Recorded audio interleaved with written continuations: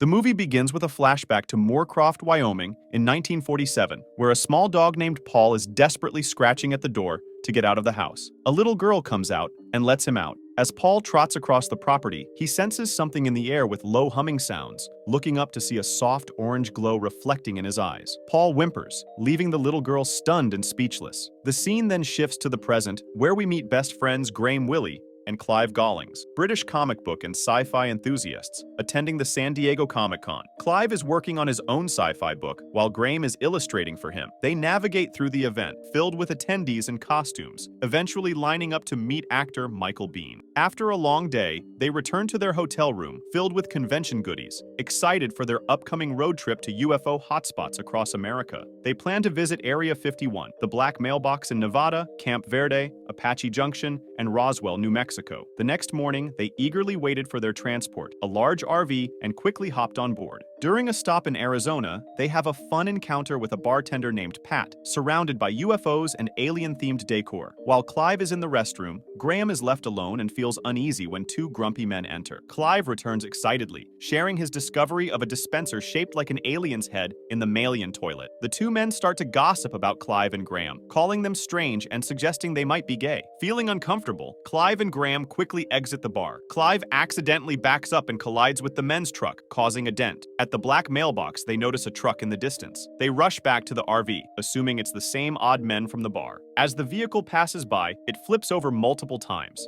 eventually coming to a stop on its roof. The RV pulls over near the crashed car, and Graham and Clive approach, only to find it empty. Graham decides to call for help, but a male voice startles them from behind. As they turn around, they see a figure emerging into the light, an alien dressed in cut-off shorts and flip-flops. The alien instructs them to lower the phone, causing Clive to faint and wet himself. The alien reassures Graham and introduces himself as Paul, seeking their assistance. In a rush, Paul urges them to get Clive into the RV, promising to explain everything along the way. The RV starts up and drives off into the night. During the journey, Graham asks where they are headed, and Paul directs them north. Meanwhile, a man in a suit emerges from a sedan at the crash site, Zoil, a mysterious government agent. He contacts his female superior, informing her of his pursuit of Paul. She orders Zoil to handle the situation personally. Hours later, Clive wakes up to find Paul eating pistachios. In a moment of panic, Clive grabs the alien by the neck and speaks in Klingon, only stopping when Graham intervenes to explain the situation. Paul finally has the opportunity to reveal to his friends that he hails from a tiny planet in the northern spiral arm of the Andromeda Galaxy, where they can only travel through wormholes. However, Clive remains skeptical of the alien's existence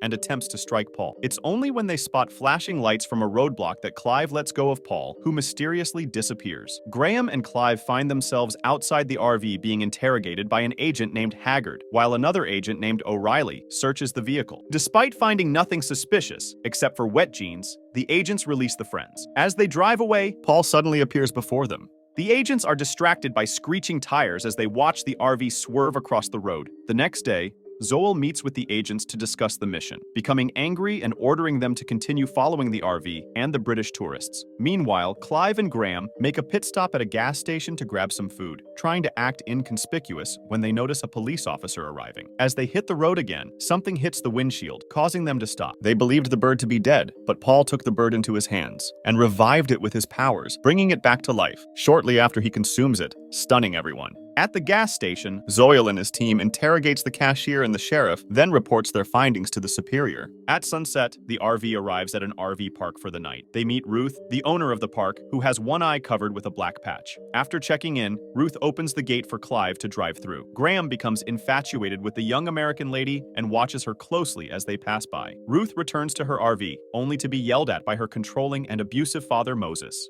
Later that evening, Clive, Graham, and Paul enjoy a fun BBQ together. Paul shares that he has been on Earth for 60 years after crashing in Wyoming during a science mission. Ruth notices 3 shadows behind the guest RV and is interrupted by Moses before she can investigate further. The next morning, Ruth decides to check on the RV for the mysterious guest from the night before. When she confronts Paul, she screams and faints. Worried that Ruth will expose Paul's identity when she wakes up, they decide to bring her along and explain later. However, they need their passports back. Suddenly, Paul disappears. answers. In Moses's RV, Paul appears in the kitchen and searches for Clive's passport. Moses confronts Paul and chases him out of the RV with a shotgun. Paul manages to reach Graham as they speed away in the RV. Ruth slowly regains consciousness in the RV, still in disbelief and calling Paul a demon as she prays fervently. Meanwhile, Zoel and his men converse with Moses, who alleges that Ruth was taken by a demon. After providing all the details about Ruth and their friends, Zoel departs with his agents. Moses, on the other hand, opts to locate Ruth and eliminate the demons on his own with a shotgun. As for the friends, Paul decides to restore Ruth's eye. Impressed by the outcome, Ruth begins to trust Paul and his friends. Later that night, the group decides to make a quick stop at a bustling bar. Ruth uses a payphone to contact her father in private. However, Agent Zoel answers the call and warns that Ruth is in danger, urging them to surrender to the police. Unaware that they are speaking on a satellite phone, Ruth panics and hangs up, realizing her mistake. She hurries back to the bar with her friends as the RV starts up once more. That night, the group gathers around a campfire. Paul recounts the night of the accident 60 years ago, when he unintentionally killed Tara's dog, with Paul being the first English word he learned. Despite feeling remorseful for Tara, Paul never had the opportunity to apologize. The government is after Paul because they require his brain and some multipotent stem cells for undisclosed projects. The next morning, Graham and Clive stroll down the bustling main street, with Paul between them, disguised in a small cowboy outfit from a shop window, concealing his face under a low hat. They need to purchase fireworks for his escape plan from Earth. Meanwhile, Zoel and his team continue to track down the group, while Moses drives alone in an attempt to rescue his daughter. Eventually, Paul is able to return to Tara's farm to make amends for the death of her dog in '47. Tara is relieved to see that Paul is real after spending her life being ridiculed for what she claimed to have witnessed. As she ignites the gas stove to make tea, she is suddenly interrupted by Haggard and O'Reilly on one side of the house and Zoel on the other. The crew quickly flees with Paul, but O'Reilly fires at them, causing the gas to ignite and destroy the house. The agents chase after the RV, while Haggard tragically drives off a cliff and Zoel pursues him. Zoel promises his boss to capture Paul within an hour, but she decides to call in a military response due to impatience, leading Zoel to cut off communication. When Paul and the others reach the rendezvous point, they signal with fireworks and wait. Suddenly, strange orange lights appear in the sky, mistaken for Paul's Jenga, but it turns out to be an army helicopter carrying Zoel's superior, known as the Big Guy. As Zoel and his troops move to apprehend Paul, it is revealed that Zoel was actually Paul's inside contact who helped him escape. Zoel tries to stop the troops, but gets shot in the shoulder. Tara knocks out the Big Guy, while Moses arrives with a shotgun and kills Graham. Paul attempts to heal him, but ends up taking the damage himself, passing out from exhaustion. The group gathers around his lifeless body, only for Paul to miraculously revive himself. The alien ship arrives, and Paul bids farewell to his friends, inviting Tara to join him for a better life as he disappears into the galaxy. 2 years later, Graham, Clive, and Ruth are seen at a comic convention promoting their successful comic book, Paul, as the movie concludes.